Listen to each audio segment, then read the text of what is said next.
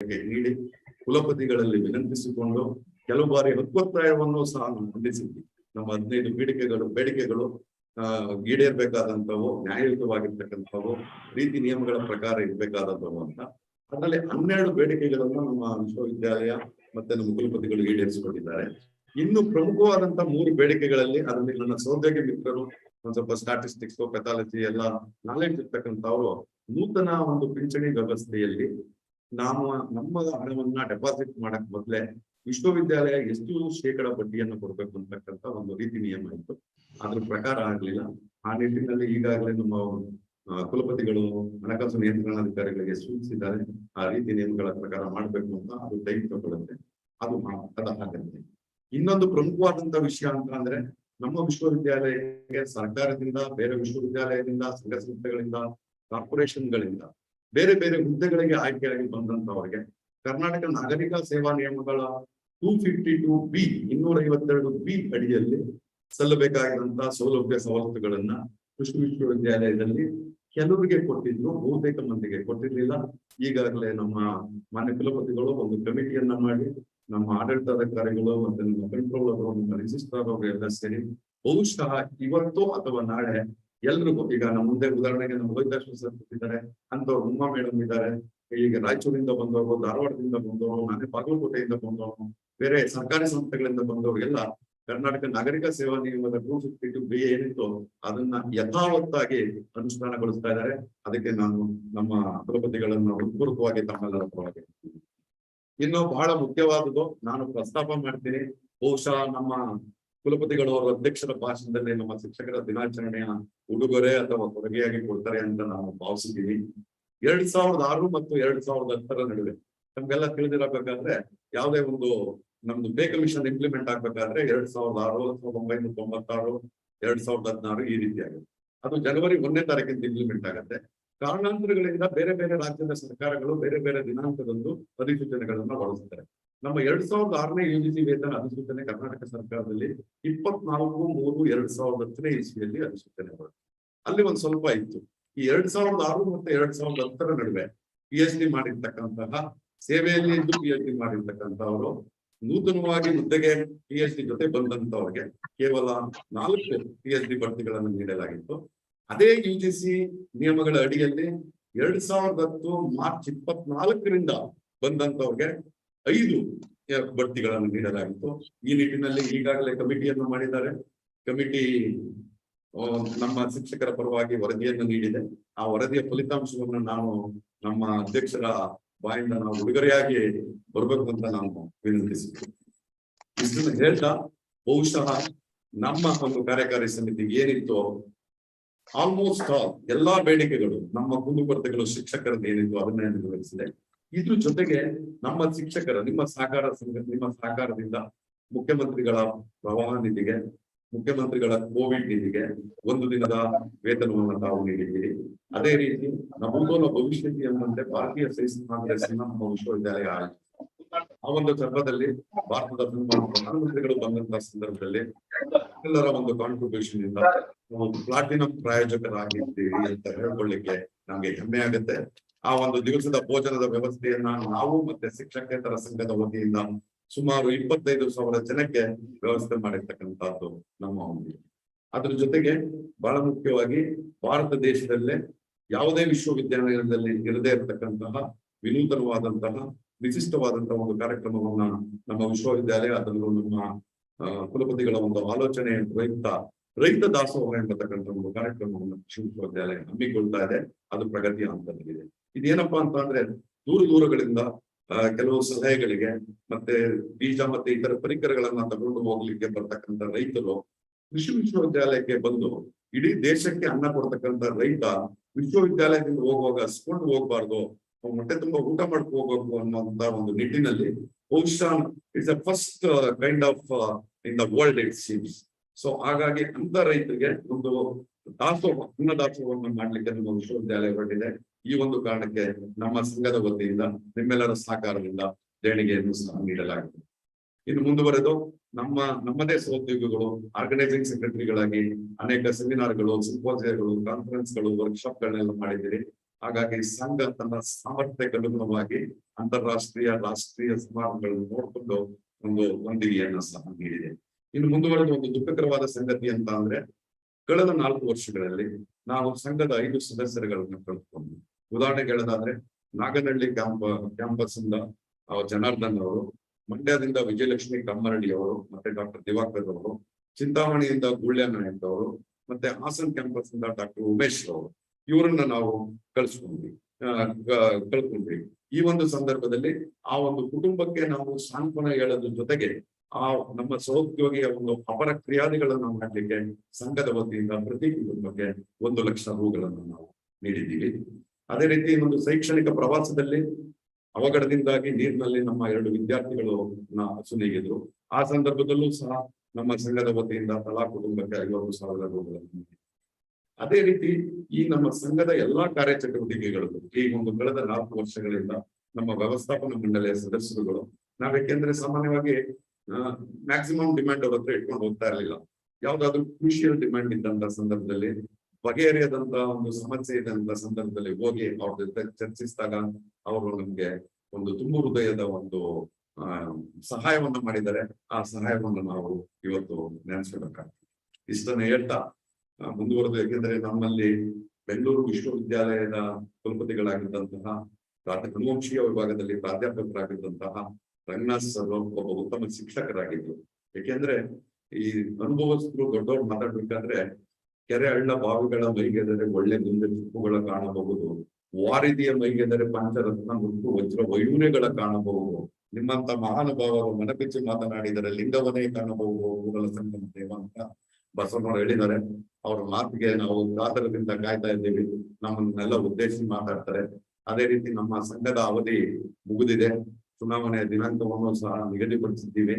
ನಮ್ಮ ಒಂದು ಕಾರ್ಯಕಾರಿ ಸಮಿತಿಗೆ ಕೆಲವು ಡಿಸಿಷನ್ಗಳು ವಿಶ್ವವಿದ್ಯಾಲಯ ಕಡೆಯಿಂದ ನಿಧಾನ ಆದ್ರೂ ಸಹ ನಮ್ಮನ್ನ ಪ್ರೋತ್ಸಾಹಿಸಿ, ನಮ್ಮನ್ನ ಬೆನ್ನು ತಟ್ಟಿ, ನಮ್ಮನ್ನ ಹುರಿದುಂಬಿಸಿ, ನಮ್ಮ ಬಗ್ಗೆ ಕೆಲವು ಟೈಮ್ ಕೋಪ ಮಾಡ್ಕೊಂಡು ಬೇಜಾರು ಮಾಡ್ಕೊಂಡು ನಂತರ ಮುಖದಿಂದ ಆ ಒಂದು ಕೆಲಸ ಆದ್ಮೇಲೆ ನಮ್ಗೆ ಒಂದು ಯಶಸ್ಸನ್ನ ಸಲ್ಲಿಸಿ, ನಮ್ಮ ವಿಶ್ವವಿದ್ಯಾಲಯದ ಕುಲಪತಿಗಳಿಗೆ ಅಭಿನಂದನೆ ಸಲ್ಲಿಸಿ, ನಮ್ಮ 4 ವರ್ಷದ ಈ ಒಂದು ಹೇಗೆ ಮುಗಿತು ಅಂತ ಗೊತ್ತಾಗ್ಲಿಲ್ಲ. ನಿಮ್ಮೆಲ್ಲರ ಸಹಕಾರದಿಂದ ನಮ್ಮ ಸಾಮರ್ಥ್ಯವನ್ನು ಮೀರಿ ಶಿಕ್ಷಕರ ಕ್ಷೇಮಾಭಿವೃದ್ಧಿಗೆ ನಾವು ಕೆಲಸವನ್ನು ಮಾಡಿದ್ದೇವೆ. ಮುಂದಿನ ಕಾರ್ಯಕಾರಿ ಸಮಿತಿಯು ಅದೇ ರೀತಿ ಮಾಡ್ಲಿ ಅಂತ ಆಶಿಸ್ತಾ ನನ್ನ ಪ್ರಸ್ತಾವವನ್ನು ಮುಗಿಸ್ತೀನಿ. ಎಲ್ಲರಿಗೂ ನಮಸ್ಕಾರ, ಧನ್ಯವಾದಗಳು.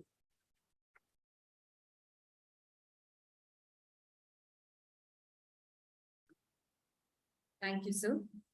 भगवान विश्व गुरु श्री कृष्ण गुरु और शिष्य का रिश्ते के बारे में ऐसा कहते हैं कि जैसे माँ का प्रेम सबसे विलक्षण होता है, भोजन बच्चा करता है, प्रसन्नता माँ को होती है, उसी तरह सद्गुरु की कृपा भी सबसे विलक्षण होती है। उद्धार शिष्य का होता है, प्रसन्नता गुरुदेव को होती है। ऐसे विलक्षण नाथ है गुरु और शिष्य का। Now I request Dr. Sarala Kumari, Joint Secretary, Teachers Association, to introduce our chief guest of the program. Madam, please. Good morning, everyone. So today I have the honor and privilege to introduce to you our chief guest of the day, Professor Rangnath sir. So Hasan Annegowda Rangnath was born on 16th June 1948 in Karnataka. He obtained his PhD in 1975 from the University of Mysore, and he has postdoctoral experience in the laboratories of Germany and United Kingdom. Professor Rangnath has served the University of Mysore for over 3 decades, from 1975 to 2008, in different capacities. Since early 1970s, Professor Rangnath has made original contributions in the area of genetics and evolution and has published extensively in reputed journals. Research projects handled by Professor Rangnath were funded by INSA, UGC, DBT, DST, DFG from Germany, and other funding agencies too. Professor Rangnath was instrumental in establishing 2 national research facilities at University of Mysore, namely Drosophila Stock Center and Unit on Evolution and Genetics, funded by DPT, Government of India, and DST, Government of India, respectively. After serving as Vice Chancellor Bangalore University from 2006 to 2008, Professor H.A. Rangnath served as a director of the National Assessment and Accreditation Council, that is NAC, during the year 2008 to 2013, which is an autonomous institution of UGC. Now he is recognized as the Distinguished Professor for Life of University of Mysore. At present, he is visiting professor at Indian Institute of Science, Bangalore, and also is a visiting professor at Center for Human Genetics, Bangalore, and also serving as Chairman, Board of Governors, IIT Kurnool. The Journal of Genetics, published by the Indian Academy of Sciences, Professor Rangnath is the Vice President of the journal, and also he's the President of the Indian Society of Evolutionary Biologists.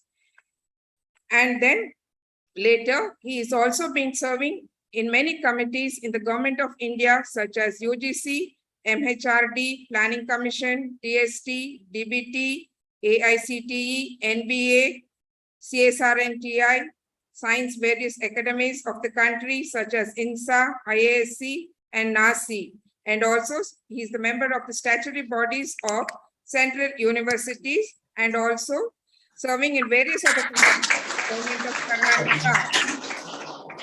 Coming to his recognitions, he is the elected fellow of all science academies of our country, namely, Indian Academy of Sciences, then Indian National Science Academy. Sri Venkateshwara University has conferred on Dr. Rangnath the honorary degree of Doctor of Science. And various awards received by Professor Rangnath from the Indian National Science Academy was Young Scientist Medal during the year 1979, UGC Career Award during the 1986, Golden Jubilee Award of the University of Mysore during 1994, Professor Y.T. Tatachari National Award for Science during 2003, Aryabhatta Award during 2008, and Sri M. Vishweshwara Vigyan Puraskar Award during 2010. Dr. Raja Ramanna Award during 2017 for contributions to science and education by Department of Science and Technology, Government of Karnataka. At present, his current interest is in the administration of higher education, teaching, genetics and evolution, activities of the science education panel of the science academies of the country. A big round of applause for Professor Rangnath, sir. Thank you.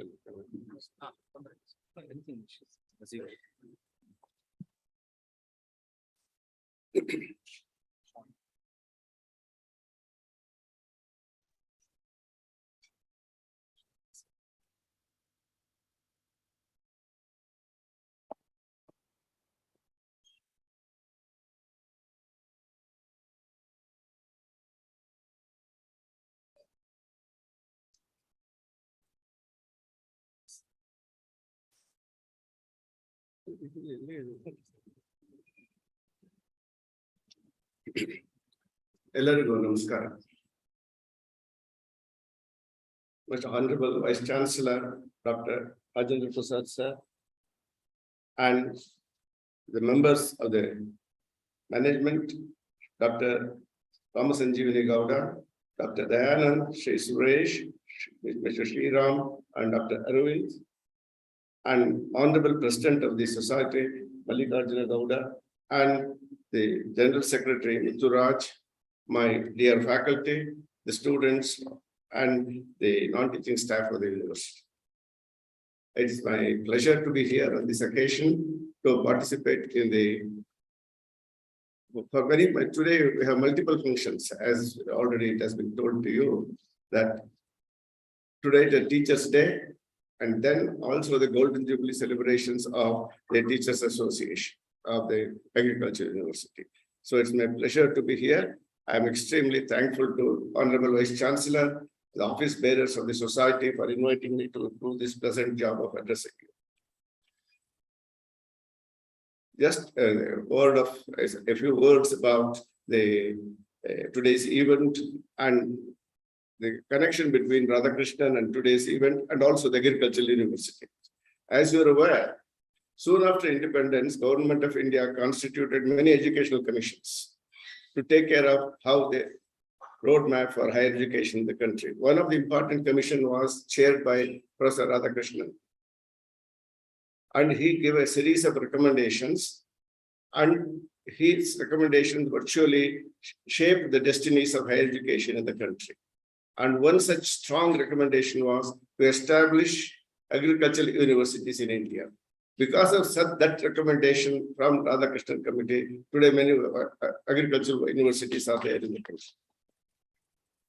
So it is fortunate today we are celebrating in an agricultural university campus the Teachers' Day, and also, as you know, Teachers' Day is the day on which Radhakrishnan was born. So all these things put together, I'm extremely happy to be here because my first love is teaching. I continue to teach, and I'm extremely happy to be here on this present occasion.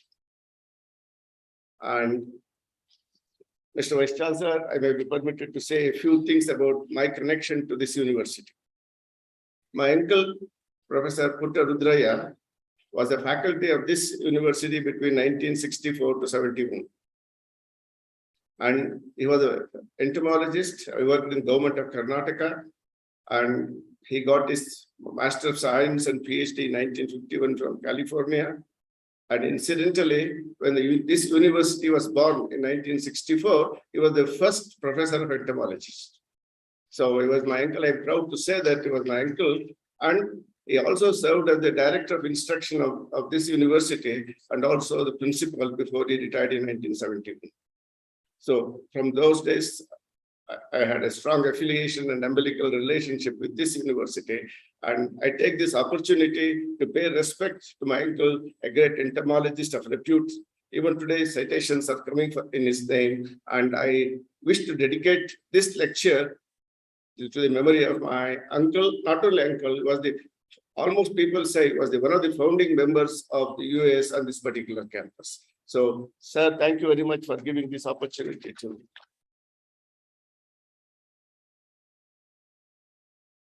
Now, it is a Teachers' Day. Because most of you are already in the business of teaching and already have taken part in this, I share some of my random thoughts. Students have two types of parents. One is the biological parents who give them the birth, and equally important are the academic parents, the teachers.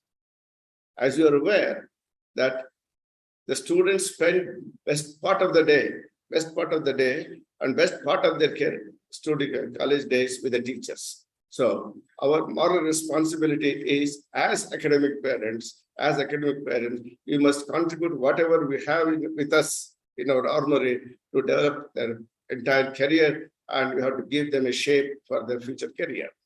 And now, what has happened in the last few years is somehow something is happening in the system, in the ecosystem of higher education. And we have to see that the faculty, the teachers associations, and the teachers in particular have to gain the trust and they have to act with transparency and accountability. Because we are passing at a stage when society is questioning the value of higher education. And it is for us, the teachers, to restore that, to see that higher education means something to the children and to their families. Therefore, we need to get the trust, and we have to act transparently, and also we are accountable to whatever we do in the society. And as you know that, the office bearers, particularly Mutturaj, asked me to say something about here the new National Education Policy 2020 with reference to agricultural universities. So if you have read the recommendations of the policy of the NEP 20, it says that teachers are the heart of the learning process. Virtually, we are the pillars of higher education in the country. Teachers are the pillars that has to be taken care of. That's why if you are ready to gain, I tell you, if a phrase is there, teachers have to be motivated, energized, capable faculty. And if you have vice chancellor like Rajendra Prasad, all these things will be met easily now. As the secretary said so far, he has motivated a few and he has met the requirements of all the faculty members and has provided energy to the system. So this has to happen in all the campuses. Then only the important stakeholders, that students, will be the beneficiaries. Of course, one important paradigm shift is in the NEP 20. Earlier, as you are aware, all of us were giving the training, teaching, etc. And finally, the results were passing and failing. That is the percentage of pass. The results used to reflect the success story of an institution. That was how the entire journey of higher education was brought in. But today, the emphasis is not on how whether the student is passed or failed, and our education should impart a trend of growth or improvement in the student. So student has the skill, he has the spark, and he can grow further. So the bonus is on all of us to see the children grows in the institution. That is the important thing. Of course, when he grows, he will actually pass. So emphasis is not on the percentage of passes or the gold medals, what he has got.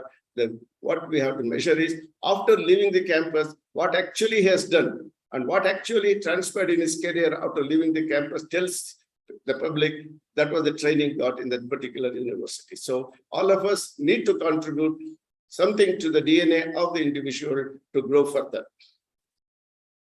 And this was the famous cartoon of Albert Einstein. For example, you see in the cartoon that there are many animals. And what the message from this is, one cannot have the same yardstick for all students in the classroom. A classroom will be extremely heterogeneous and different students will have different sparks. And now the responsibility of the teacher is to recognize the talents hidden in different students. For example, here, if everybody is a genius, but if you judge a fish by its ability to climb the tree, it will live its whole life believing it's stupid. Therefore, the message is, as Albert Einstein said, you cannot have one size fit all examination for all students. You have to recognize the potential of them, and you cannot treat a fish to judge a fish asking it to climb it. Therefore, I repeat that as an academic parent, we have to hunt for these sparks present in the students. That's what NEP tells. You must identify this spark, allow it to glow. When it glows, the entire system will be lightened up. And now, dear faculty members, as academic parents, we do all these things, examination, assessment, internal, etc. We give the marks. Over and above that, is it possible? Is it possible for a holistic development and well-being of the students? Whether we can contribute to that. And cognitive understanding, application of a higher order of thinking abilities, habits, work habits, cleanliness, all these co-curricular, extracurricular, all these things are there in the personality of an individual. As I said earlier, the best part of the day she spends with us. We as teachers, best part of the day we spend with them. So in this interaction, in this dialogue between student and the teacher, we must be in a position to give them, in addition to curriculum, in addition to syllabus, in addition to course content, something different wherein personal qualities could be improved. So that is the holistic goal. So one of the main intentions of the NEP 2020 is to see he becomes an informed citizen later. He becomes an informed citizen, a qualified citizen, and he contributes to the health of this ecosystem of this society. So that all of us can do, and you are doing it, and it has to be strengthened here afterwards. And because of this, now you see, teachers play many roles, delivering lessons in the classroom. Over and above that, we can do many things. Therefore, people or the society thinks we are the superheroes of the society. We have to gain that status, then only we just get respect. Because of so many things, malpractices, scams that are going on in the society, somewhere we lose our credibility and honesty. Therefore, all of us have to take care of this to see Guru Brahma, Guru Vishnu, that status we have to regain. The society must have the confidence and they should feel free to say that you are our heroes. And that is about the teachers. And now this is the day of celebration, 50th year of the society. And also it is a day for introspection. Any such day for me has two different phases. One is celebration. I have to congratulate the office bearers of all the preceding years for sustaining the society on a campus. And also, as he said, we have to compliment the entire administration over the last 50 years for allowing the institution to grow, allowing the society to grow. So hearty congratulations. And as I could see, when the president spoke, they are really teacher-centric. That means they are very much interested in the welfare of the teachers and they are moving it. I only wish that they will continue to do this in the coming years. Only thing I feel as a teacher is somehow the policy makers are not recognizing the knowledge, the expertise present in the associations. Because we are the ones who teach in the class. Many policy decisions are made without consulting the teachers' associations. Therefore, a time has come now. We need not go on strike. We need not do anything, but we must have the credibility to tell the policymakers, please consult us. We are in the war front zone. We are in the teachers. We are in the classroom. We have to take care of all the policy decisions the policymakers make. Therefore, as an introspection, I only request my colleagues, all the staff members, all the societies are concerned with this, to grow further so that the policymakers come to your door, come to the campuses for discussion. When that happens, I'm sure that the grumbling will not be there. And policymakers will be beneficiaries, you will be recognized, and the most beneficiary is the student. So any policy in higher education must be a dialogue between the staff, the policymakers, and the society. So that credibility we have to gain. I'm sure we have that expertise. Somehow it has not happened in the last few years. And I request the policymakers, many times I've spoken to them, please consult the faculty members before drawing any policies. Because we are implementing it, we are translating it, they are not translating it. Therefore, I wish that this particular association grows further and it will reach a particular point wherein the policymaker, whomsoever it is, should come to you, come to the campus for discussion. So now, some random thoughts about the higher education. I usually say that institutions are organisms. Institutions are comparable to growing organisms. That means they born, they grow, and they differentiate.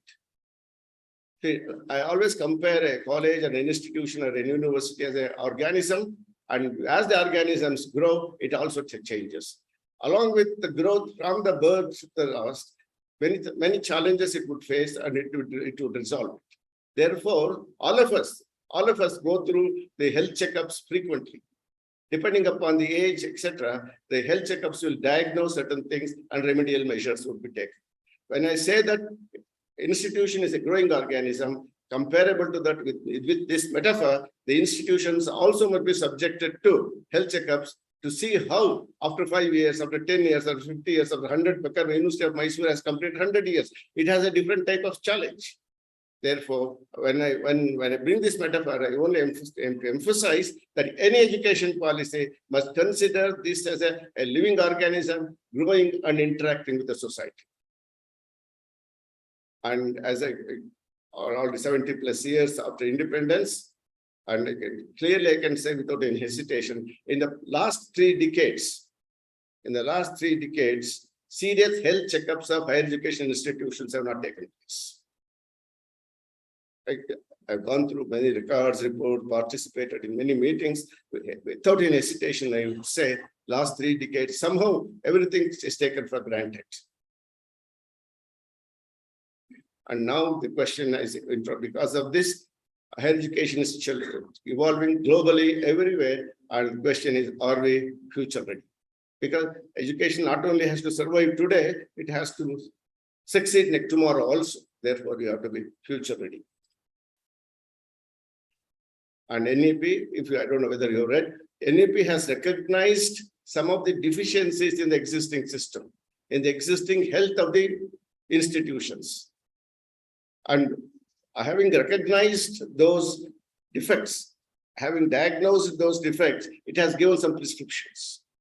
So diagnosis is there, prescriptions are there in NEP 2020. But now, how these prescriptions are going to be taken forward, translated is the challenge. Fragmented educational system. First, the first drawback is entire education system is fragmented. When I come to agriculture university, I will tell you how the ecosystem is. Cognitive skills are never recognized. A rigid separation of disciplines, compartmentalization of discipline departments, etc. No transparency, no permeability. Socioeconomically disadvantaged children, families are not getting the higher education. Institutional autonomy is almost like that. They have recognized many defects in the existing system. Having recognized, they have given some prescription. That is the germane, that is the gist of NEP 2020 now. And such a policy has come after nearly 3.5 decades. So now, onus is on us as teachers to take it forward. The policy 2020 visualizes a complete overhaul of the higher education, re-energizing the system. That is the main purpose. Of course, in the last 1.5 years, to promote the concept of NEP, many books have been published by MHRD and UGC. And as you could see here, quality mandate of higher education institutions, academic integrity, and research quality. These are all the policy decisions of NEP and the roadmap how to take it forward. These books are available on the website of UGC and also MHRD. And now, in my experience, I have the experience of really 55 plus years in higher education. I have seen a couple of policy statements coming from the different commissions. Again, without any inhibition, I would say this. It was heartening to see the Honorable Prime Minister on a public platform announcing the major features of NEP. None of the earlier commission reports were reported by somebody else, but not by the Prime Minister by himself. So one on 7th August 2020, and again 7th September in the Governor's Conference. During the last month, there was a conclave. I don't know whether Rajendra Prasad attended it at Banaras conclave. Again, Prime Minister did these things. So on all these occasions, he took the lead to convince the public, to communicate the public that this is a policy and I need your cooperation. This is the first time it has happened. And it is that only shows the commitment of the policymakers to take it forward.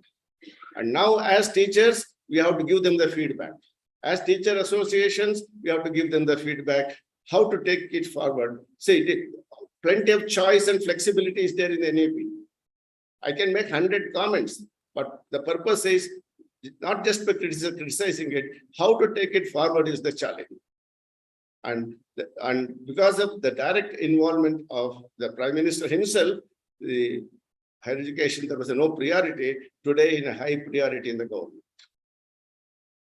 And now, a word of caution again, during the last 2 years, after 7th August, for 2 years, the entire country celebrated, we celebrated, entire country from north to south to east, celebrated higher education in the name of NEP. Across country, pan-India, webinars, conferences, workshops, seminars, they are going on. That means the entire country celebrated higher education for the first time across the country, and people were enthusiastic how to take it forward. That was the momentum created by this. But what I sense now is gradually that hype is coming down. Somehow there is a relaxation now. Somehow there is a relaxation. The prescription is there. Diagnosis is there. If we are relaxed, we are the losers, and the children for the next generation will be the losers. The hype has to be continued. And again, this hype to be sustained, it is with the policymakers of the state governments now. Central government has done its job. Now the state governments has to take it forward. All these days, you know that the institutions were recognized as centers for unemployable graduates. Conservative institutions have not changed. That people call it as institutional inertia. as I said already, impermeable compartments, etc. Value of higher education. So this was that. So now, if you go through the NEP recommendations, they are remedial measures, correction measures, etc. to address all these things now. NEP has suggested remedies to change these perceptions. Recommendations need to be implemented and translated now. And now, because I'm speaking on the university campus, university just cannot transmit what somebody else is doing or somebody already it is known. What it has to do is that it has to create new knowledge. That's what university is expected of it, and then it has to be transmitted. And knowledge creation and dissemination is the core element of any university education. And now it is possible if the recommendations are implemented in total. Now today, higher education institutions have to be transformed into incubation centers for entrepreneurship, innovation, and creativity, and the platform is created now.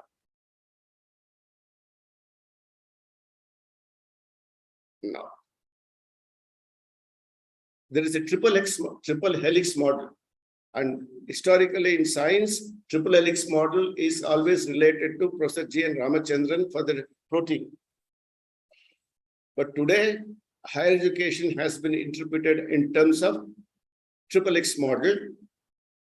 First criteria is development of human capital. That's what all of you are doing in the classroom or in the practicals in the extension offices. Human capital. The next is technology transfer. You develop some technology as, or just if you said, you train the trainers will go to the field and do something and train further. Technology transfer.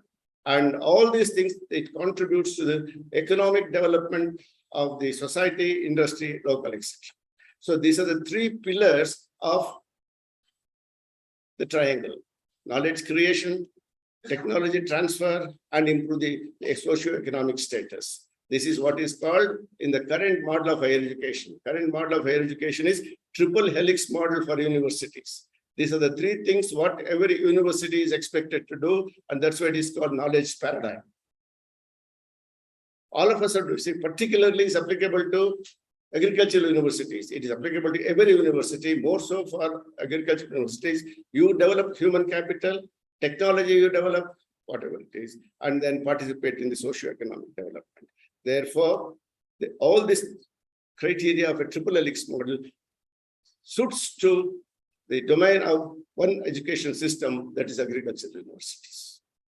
And others also doing it, it may not be as perfect as that what you could see in an agricultural university. So triple X model is just coming to the literature, and now the best example could be agricultural universities to satisfy all these different criteria. And again, agricultural universities, as I said earlier, of course, many things were there. ARI, the first lead in 1923, and many commissions came. One important commission was of Radhakrishnan, and it gave birth to universities of agricultural discipline. And you know the statistics now. Today, there are about 74 universities directly under the domain of ICAR. And you know these things, central universities. And I have given these statistics only to tell you diversity of the institutions among agricultural discipline.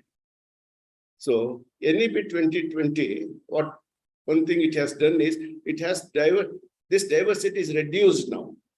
Of course, here are only 4 or 5 varieties, but you go to the technical universities, medical universities, and routine traditional universities, there are more than 25 varieties of institutions in the country. Whereas in agricultural universities, there are only 6. And whatever may be the case, the NEP has made one important recommendation. You know this. They have classified teaching research universities, teaching universities and colleges. They have done it. But so far, the categorization is not implemented. And people are talking about it. And the challenge is, what are the benchmarks or the criteria for this categorization? Where do you fit in? Where that university fits? Colleges could be treated as colleges, but universities, you have to have 2 different levels, research university and a teaching university. What are the criteria? And more so, we have a challenge for agricultural universities. That is, please note this, compared to general and technical universities, the focus of agricultural universities is different, as there is an integration of teaching, research, and extension activities. Extension activities not so happens in other traditional universities, etc. As I could understand, if Rajan or Sarprasad permit me, 30% of your emphasis on extension activities. That has to do recognition, because there the research component is not there. Whereas the other universities, they do completely research and they can be promoted as a research university. Therefore, my challenge, my request is, agriculture university system is always confronted with the challenges of maintaining its recognition with respect to research. Because always there is a dilemma. I sit in many committees, and when they come to the citation, impact factor, status, centrometrics, etc., always there is a problem. Because most of your quality time has gone for extension, preparing human resources. Whereas as a biologist, as a geneticist, they have done something different. Therefore, when they want to classify university system as research universities, teaching universities, etc., the different paradigm, different parameter, different scale has to be used for agricultural universities. And now, today, as on today, ICAR is an independent body. But now, the NEP has suggested, these things. It has proposed Higher Education Commission of India. Under this Higher Education Commission of India, UGC, NCTE, ICAR, AICT, all these independent regulatory bodies will come together. Today, ICAR is nothing to do with UGC, but today, henceforth, it will be a member of the General Council of Higher Education. So whatever that is applicable to other universities will also be applicable to agricultural universities now. Therefore, they have reorganized, restructured the regulatory system now. The multiple regulators have been taken out, and all the regulators will be clubbed under one umbrella. Of course, central government has to organize these four, what they call it, verticals. So one is accreditation, another is grants, funding agency, grants council, and the general council. All these bodies have to be constituted. They have to provide guidelines for all the states now. And it is in ball is in the government of India and MHRD to organize these things and provide a lead. Because the government of Karnataka says we are waiting for these bodies to be formed at Delhi, then we will follow it. But it has not happened. So what has happened is now we claim that we have implemented NEP here, but we need to get guidance from these four bodies, and it has yet to happen. That's why I said excellent recommendations are there, prescriptions are there. Somebody has to take a risk of pushing it forward. The current regulatory bodies such as UGC, AICT, ICAR, they will be there, but they will not regulate higher education. They will be called standard setting bodies. That means they will decide about the teaching outcome, student outcome after the course. They set the standards for different courses now. They will not take away UGC or ICAR. If it is true, it will become a different ballgame now. So now that's why I'm telling you, teachers, the faculties, and the associations have to think on these things now. The recommendation is there. It's already being implemented. How far the teachers are going to be involved in this discussion and how far the students are going to be the beneficiaries. And these things have to happen as early as possible now. Otherwise, people are confused in the society, whether we are in the old system or whether we are practicing the new system. We're in between now.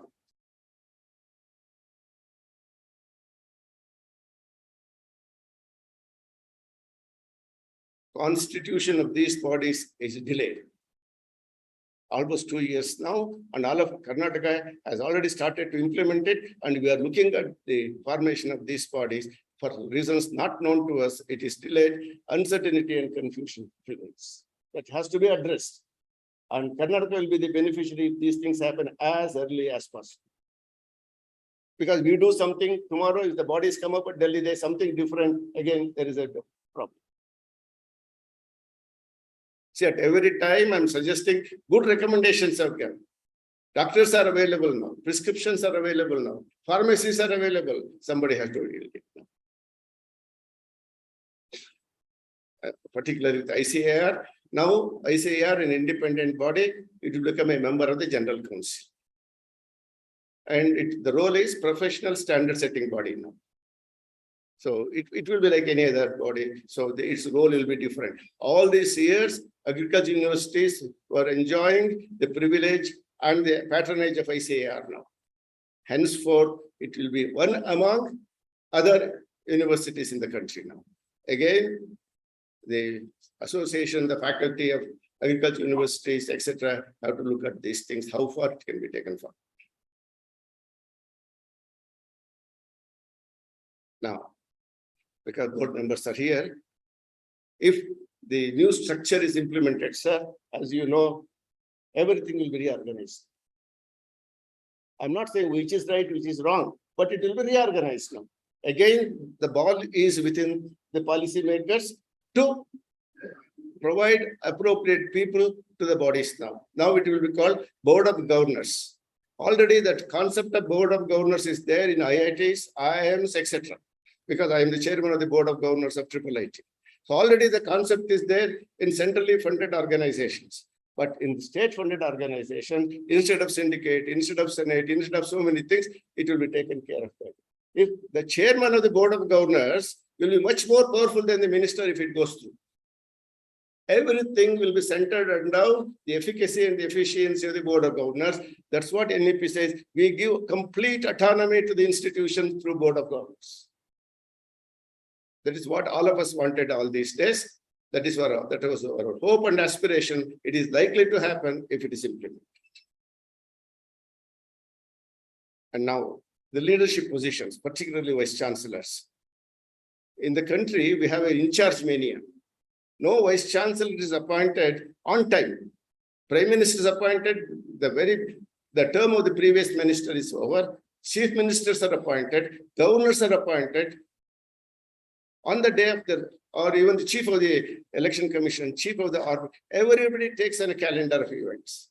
But vice chancellor positions kept vacant under in charge for many, many months. For example, in the neighboring state for years, and the same vice chancellor has to take care of 3 different universities. 5. Now NEP says that will not happen henceforth. That has to happen, and if 3 months prior to the retirement or demitting of the office by a vice chancellor, the committees have to be set up. The Board of Governors will take care of it, and like American system, the outgoing and the incoming vice chancellors will work together for a couple of weeks. Then uncertainty is avoided. So these are some of the healthy recommendations that have come, which we were discussing on a coffee table or in some discussions. But it is in a policy, it is there, and it is for us. Already Karnataka government has promulgated model acts, etc. And now some of these things are included. If assembly passes it, now it may be in action in the next few months. Of course, these are yet to be implemented. It's a good thing, but it is yet to be implemented. Multidisciplinary, one important catchword in the NEP, 100 times the word multidisciplinarity is used in the NEP, only to convey the message, single stream subjects, single stream departments will never exist and it has to vanish. If you read the NEP in detail, again and again, they have emphasized to convey the message, multidisciplinarity is the future of the country. And now, as you know that, for example, you take Mysore University or Bangalore University or Usmania University, etc. All of them are multidisciplinary universities. All of them are multidisciplinary. But due to incorrect decisions, some disciplines have been taken out, health universities, technical universities, law universities, all these have happened across the country. Across the country, fragmentation has taken place. Now NEP suggests that fragmentation has to be undone and holistically, all the institutions should become multidisciplinary. For example, if you come to the farm universities, we have agriculture, horticulture, etc., etc. Again, and it has to. So here is a book, Guidelines for Transforming Higher Education. Again, MHRD and UGC has published it to provide a thinking material how to take care of the rebirth of multidisciplinarity among the institutions. And one more thing that is recommended is high flexibility of the first year exit. You get a certificate, second year exit, you get diploma, extremely flexible dynamic system. Right? Again, staff members have to think how far it is possible to prepare a curriculum to do this. Again, you know that PhD program is still there. What is the duration of the PhD program after 3 years, after 4 years, etc., etc. And now, for challenges of these things is with multiple exits and multiple entries, credit transfer. These are the things that are available now. Any student can join, can leave and come back again and start the program again. So multiple exit, multiple students are the beneficiaries, highly flexible, highly dynamic, and the challenge is this, how to address this. And now we have two types of students, traditional students and non-traditional students. Their requirements are different. So now, by now, we must have thought of how to develop a course content curriculum for a certificate, for a diploma, for a degree. After 1 year, you have to give them a certificate. In what certificate? In what discipline? In what manner? So it is the responsibility of the faculty. The board of studies, the academic council, etc., have to think of conceiving a program which is equivalent to a certificate after 1 year, diploma after 2nd year, and a degree after 3rd year. We have given a platform, you have given a open-ended check to the faculty. It is your ingenuity to develop the curriculum required for. Nobody is forcing the curriculum on us. So to make use of this flexible dynamic system, we have to give the curriculum. And the most important thing that has to happen is collaboration between different institutions, different countries, etc. Collaboration is important because the human expertise is unequal, infrastructure is unequal among different universities and colleges. Therefore, in order to take away this inequality, there must be collaboration between tier 1, tier 2, and the 3. So they are also promoting this, and if possible, if your students are eligible, they can get some credits in other universities. The most important thing is mobility of students and the mobility of faculty. This has to be encouraged. This is the need of the hour.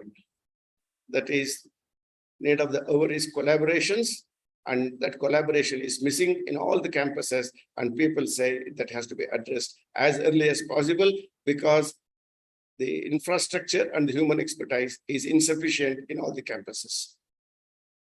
And as you know that already there's one more provision by UGC and MHRD, now a Minister of Education, academic bank of credits. So students are permitted to get credits from different institutions and get a degree. And now I will quote one, Carl Cooper famously said, we are not the students of subject, but we are the students of problems. So always I say I'm a student of genetics, but I'm not a student of genetics. I'm a student of a problem which involves not only genetics, molecular biology, or statistics, computer science, etc. So every subject gives you a problem, and it cut across the disciplines now. So for all that you need collaboration. That's what multidisciplinarity emphasizes. I skip these things.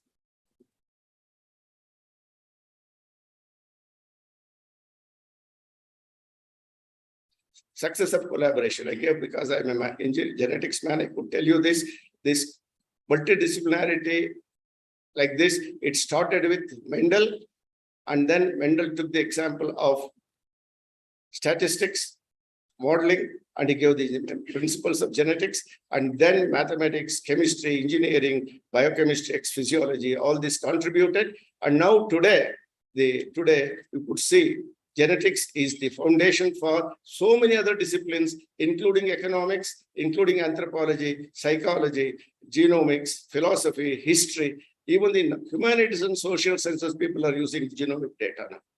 This was possible because of the interplay of humanities, social sciences, mathematical sciences, physical sciences, and biology. And the latest example is the pandemic. All of us, COVID is referred again and again. This success story, all of us are safe today without mask. It is because of the success story of science collaboration.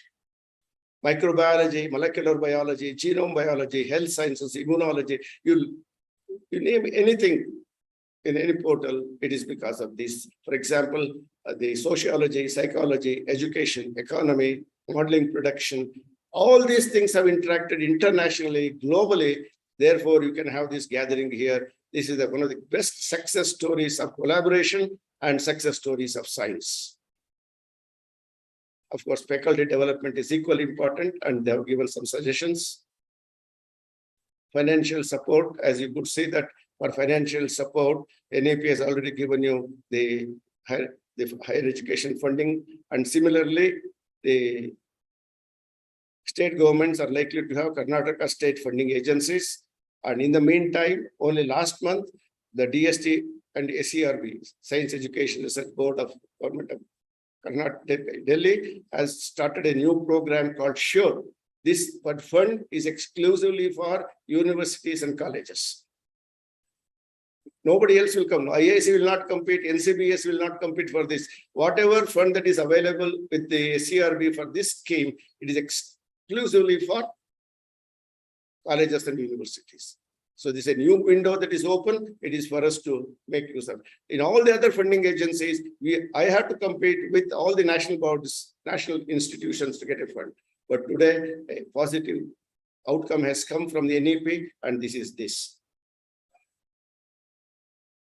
And now NEP implementation, as you know that technically since education is a concurrent subject, the cooperation between center and state is required. For this, we need infrastructure, finance, and other things. Therefore, what I say is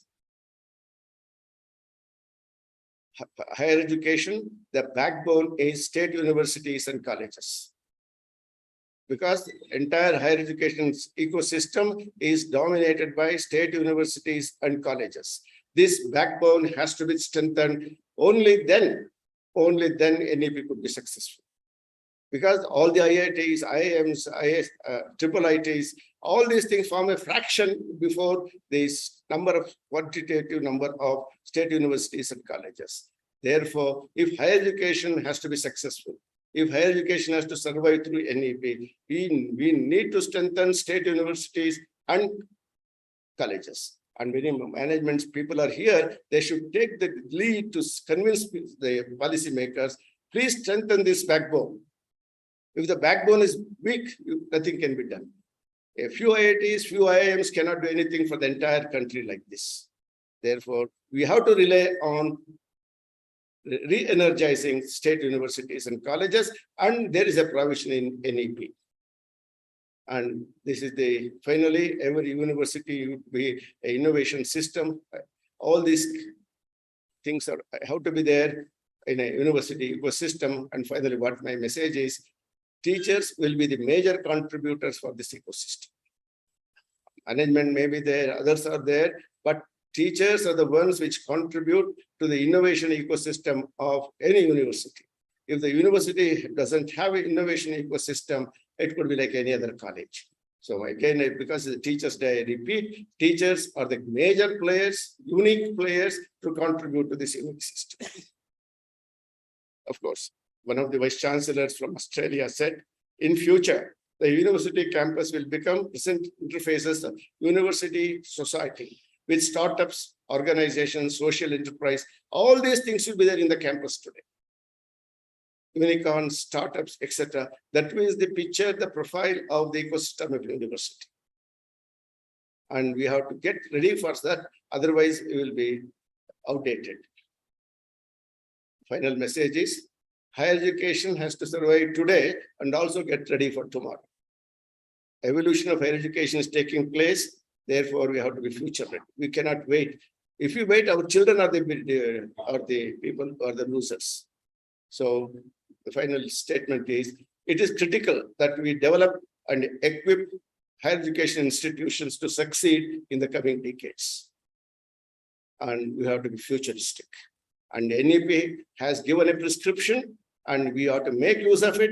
If there is any delay, we have to force the policymakers to do it as early as possible. Otherwise, again, I would say after 40 years, no health checkup has taken place. Therefore, these are some of my random thoughts, sir. I want my faculty members, the board members, take the message to the policymakers.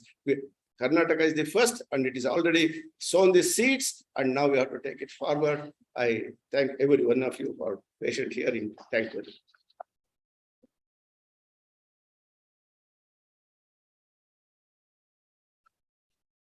Someone rightly said that gaining knowledge is the first step to wisdom and sharing with others is the first step to humanity.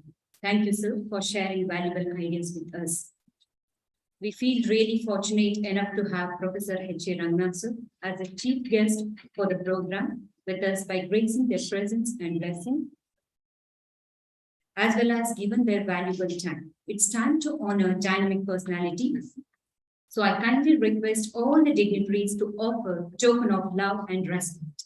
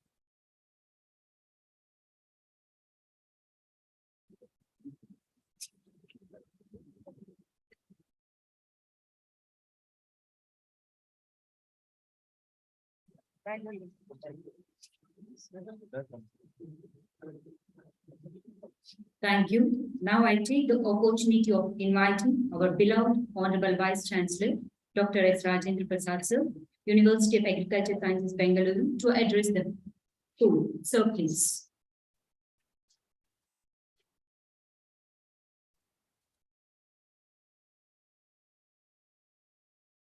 Good afternoon to all of you. Respected chief guest today, and also the former Vice Chancellor, Bangalore University, Professor H.A. Rangnath sir, and honorable board members, Dr. Ramanjini Godaji, Dr. Dayanand, Dr. Shriramji, Sri Arvind sir, and also my colleagues and the president of this Teachers Association, Dr. Mallikarjuna Gowda, and the Vice President, Dr. Venkatesh Murthy, Dr. Yoganand, and the Secretary, the Dr. R. Muthraj, and all the office bearers and also the honorable members, and my dear colleagues, the officers, and the teachers, and I could see some of the students at the back. First of all, I would like to congratulate all my teachers and also happy Teachers' Day to every one of you. So today, our president was mentioning in our Prastava Nudinalli Sakastu Matharta idru. Adralli Jasti demand itu. So let us try our level best within the framework of the university. What best we can do along with my colleagues, honorable board members. We try our level best. We did it many things, but still you said a lot of the list of programs. That we'll see. But if you come back to the Teachers' Day, why we are celebrating the Teachers' Day, as you all aware, the mark of birth anniversary of Sri Radhakrishnan ji, so we are celebrating. So here the main, the theme of today is to honor the teachers and recall the contribution of the teachers and also enthuse the teachers what is their responsibility for the present generations, how they should mold our students. So this is actually the program we are supposed to have. Today, Honorable the former Vice Chancellor, Dr. Ranganathji, has mentioned. In fact, when Dr. Mallikarjun Gowda and his team came to me, I asked, what is the program? They said, sir, we'll do it this way. No, I said, you please invite somebody who can deliver a lecture on the present topic or the topic, anything which is relevant to us under the present juncture. So immediately, in fact, I called 2-3 persons and Honorable the former Vice Chancellor, Dr. Rangnath, and also he happens to be the relative of the Dr. Puddaya, who is one of the icon of the university, and also the other dean. She was the dean. What's her name? I've forgotten. Vaidevi, madam. Madam, she was a relative. She is a relative of our Dr. Rangnath. So when is when Gowda was mentioning the teachers, one or the other way, we'll be learning a lot of things from the neighbors, so many things. But today I was reading a newspaper. Mother is the first, teacher. She can taught so many things to his children. So, but in the paper also they mentioned, but today what is happening? The problem has created. So in the sense, in the beginning, which is, required by the child, teaching, somewhere it is missing anta ಒಂದು article ಅಲ್ಲಿ ನೋಡಿದೆ. ಅದಕ್ಕೆ ಅವರು ಈ ಕ್ರಚ್ ಅಂತಿರೋ Montessori ಅಂತಿರೋ ಇಲ್ಲಿ ಹಾಕ್ಬಿಟ್ಟು they are deprived of their the love and affections in the stage where they are supposed to get, how they should be molded. So ಇದು ಎಲ್ಲೋ ಒಂದು ಇಲ್ಲ ಅನ್ನೋದೊಂದು today I could see. I think ನಮ್ಮ ಇಲ್ಲಿರ್ತಕ್ಕಂಥ ಎಲ್ಲ mothers and ಮಾಡಲ್ಲ ಅನ್ಕೊಂಡಿದ್ದೀನಿ. So they'll give full of their love and affection and molding the students. So this is one thing which I could see. Another thing Dr. Rangnath was also mentioned here, the job of the teacher, it is not just teaching. It is the job, even after the completion of the degree, what is his responsibility? How he should be in the society. So we have to make him as a good human being in the society. That is the most important thing. It is not the matter of these marks he scored. At the same time, this is the one thing which we have to. I think our systems, and I would like to mention here, proudly I wanted to say, the University of Agricultural Sciences will mold all the students in such a way that the students should become a good citizen. At the same time, he can survive any corner of the world. That is the kind of the fundamentals our teachers are teaching. So, dear teachers, I would like to compliment and congratulations to you, all of you. Because why I am giving this feedback to all of you, when we are honoring some of our, during the alumni associations and many platforms, I could see almost in the Bangalore city alone, there are about 80 to 90 our own alumni are in the higher positions, like principal secretaries, additional secretaries, so many things might be doing their IAS and IFS, so many things. Even today, they say, so just because of the university teachers who have molded us, we are like this and we are contributing a lot. Maybe I may be biased if I say something. If you compare the IAS officers, a background from the agriculture industry, not only from the Karnataka alone, from anywhere, their performance, delivering the goods is totally different from those who are from the traditional university. This is what I observed also. I'm not, in some of the cases. So that way, why I'm saying this, there is a commitment from the students when they are studying, and they have trained in such a way that they are going to address this. any kind of the problems, the challenges, which was, mentioned by our the speaker.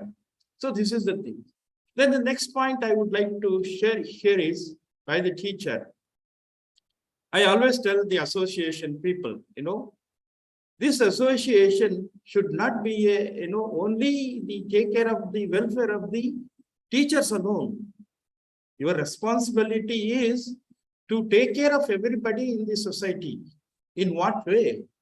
The way is I told you, see, you organize some program. What the university has to think, what is the future, role of the university, so that you can have a brainstorming session. And you have brainstorming session of what is required for the university, the policy issues. Those are all the things you should deliberate in addition to what you are demanding. So that is one of the agenda which I wish. So series of things which should, give the lot of inputs to the university, vice chancellor or the board members. This is what's required. So this is what we have to do for the, farmers. So this is the situation. That way, I expect some more, no problem. You are already doing it. You are supporting many of your, the programs which we organize. This has to be scaled up and you have to do it individually.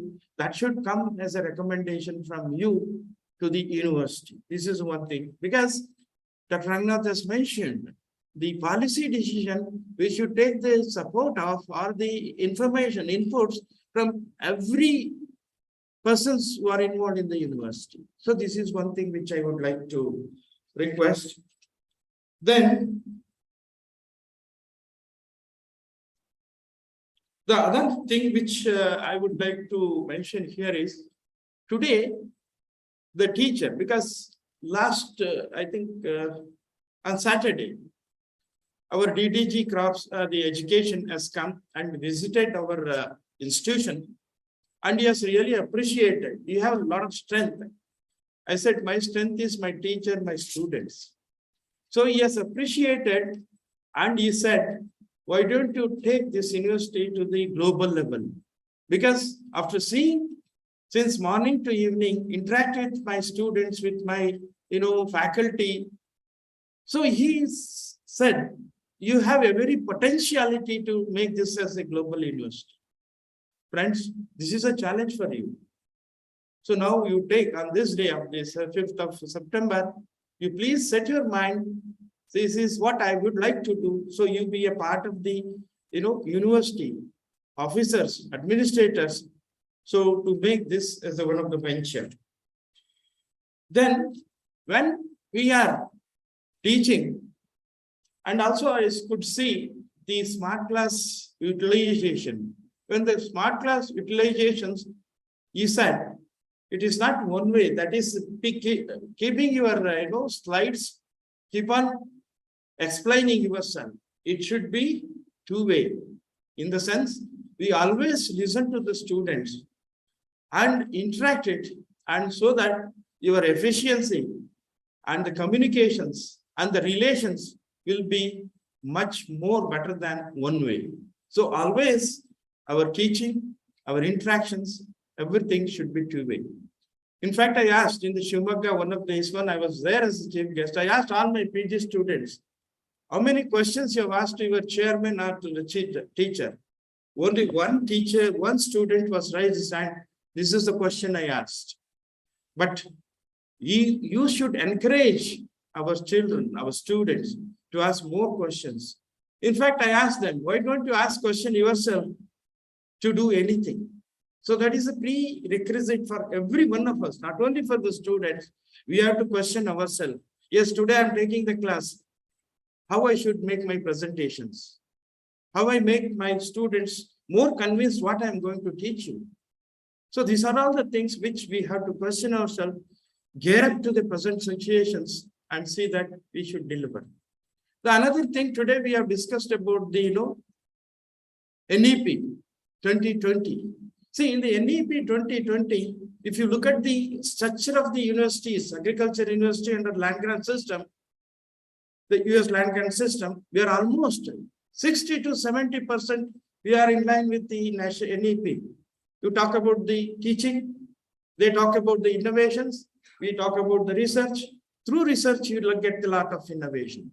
And the third point, which is not there in the traditional and other university, was mentioned by Dr. Rangnath, was, extension. We have a full-fledged extension. Almost 30% of the extension, our faculty dealing with the extension activity. I mean to say, the teacher in the University of Agriculture and Science, it is not the teacher who teaches. The teacher who teaches research and do the extension at the farmers level, farmers field. So this is the definition of the teachers in the university. So that way, you're almost there in the line of the NEP. But only thing, we have to fine tune certain things. Yes, what is that fine tune we have to make? The multiple entry and multiple exist. Yes, is it suitable for us? Yes, you have to think. This is the challenge for us. So like that, there are so many things which we have in our, agenda. So friends, I will not take much time because most of the points regarding the NEP is mentioned by our Honorable Chief Guest. I will not take much time. Come to today is the occasion where we have to praise our teacher, acknowledge our teacher for the contributions what they have made during the previous. What is that contributions we have made in the teaching? Even in the COVID situation also, you people has made wonderful contributions by containing the academics and keeping our students always on the top, both in the national level examinations, both JRF and SRF, and you have made our students more happy and more comfortable and getting the things. The another thing, it is not only that you have made the sports and the cultural activities. Today, I am proudly says our students have represented international level competitions and won the prizes. So that is the kind of things you have motivated our students. I must acknowledge all of you and this occasions compliments to all of you and wish I should continue.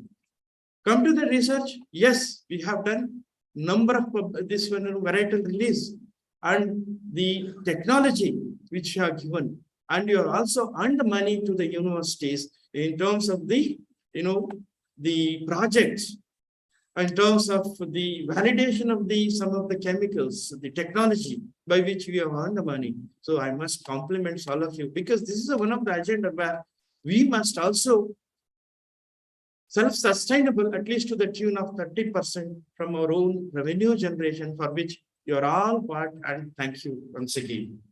Then again, the patents, you people are also making the patents. I could see from my tenure, every year 4 to 5 patents have been approved. The applications, almost 12 to 15 applications are coming.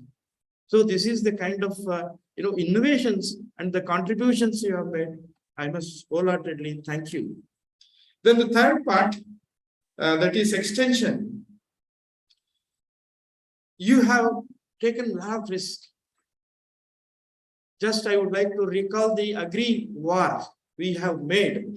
All our teachers, 24 hours, they worked during the COVID and they have supported the farmers' demand. Demand what? To sell their products, connecting from the farmers to the consumer, and that made the farmers not to have hardship. The other way, they got a lot of income. So this is how you people have helped. Not only this, you have also given hands for the social cause of the farmers and the general people. You have fed the people during their are in difficult situations.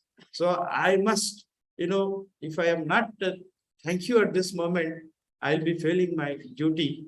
So please accept my congratulations and the appreciation for all this work we have done on this occasion of the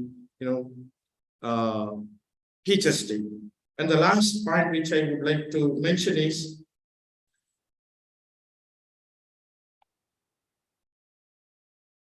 whatever you are doing. Just I was discussing with another 2 of my colleagues, probably among our batch people, in the sense, Namma counterparts, Navella retired agutidini. I'm also going to retire on 17th of September this month. But there is a big gap. Next batch you do barta. Why I'm saying this? because the big responsibility to lead the university, take the university in the same way or little bit better than that, because our starting from the KC Nayak till today, the university was built by the people like you, teachers like you, and the staff like you. That should continue. I am specifically telling this at the last because the gap is so much. So to fill that gap, you should take it as a challenge. Yes, we can do it. So that is the commitment every year you have to make and plan your actions. Go ahead with that. So friends, this is what I would like to give the message on these occasions. Once again, I would like to compliment all the teachers associations, office bearers and every member. I could see a lot of people online also. The friends, for all of you also. So Ati, congratulations and best wishes on this Teachers' Day. So have a nice day. Thank you.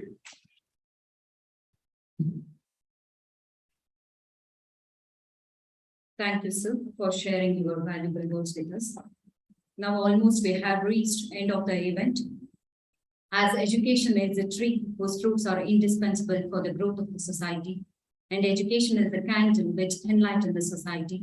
Education is an ever-blooming flower which fascinates the society. So we cannot imagine a good society without education. A heartfelt thanks to all the teachers who are behind students' achievements. Once again, I wish a very happy Teachers' Day to all. Now I request Dr. S.P. Yogananda, Vice President, Teachers Association, to propose vote of thanks. Sir, please.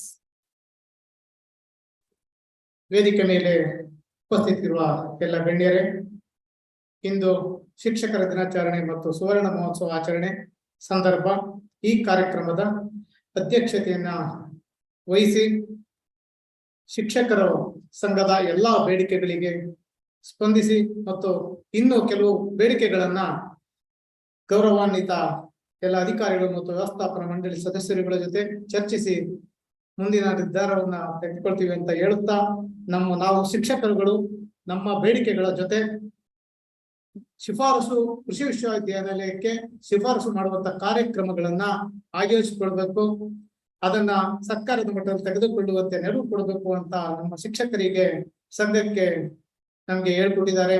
ಅವರಿಗೆ ನಾನು ಈ ಸಂದರ್ಭದಲ್ಲಿ ನಾವು ನಮ್ಮ ಶಿಕ್ಷಕರ ಸಂಘ ಈ ನಿಟ್ಟಿನಲ್ಲಿ ಮುಂದಿನ ದಿನಗಳಲ್ಲಿ ನಾವು ಕಾರ್ಯನಿರತರಾಗುತ್ತೀವಿ ಅಂತ ಹೇಳುತ್ತಾ, ಈ ಶಿಕ್ಷಕರ ದಿನಾಚರಣೆಯ ಅಧ್ಯಕ್ಷತೆಯನ್ನು ವಹಿಸಿರುವುದಕ್ಕೆ ವೈಯಕ್ತಿಕವಾಗಿ ಮತ್ತು ಕೃಷಿ ವಿಶ್ವವಿದ್ಯಾನಿಲಯ ನಮ್ಮ ಬೆಂಗಳೂರಿನ ಪರವಾಗಿ ನಾನು ಕೃತಜ್ಞತೆಯನ್ನ ವಂದನಾರ್ಪಣೆ ಆಚರಿಸ್ತೇನೆ.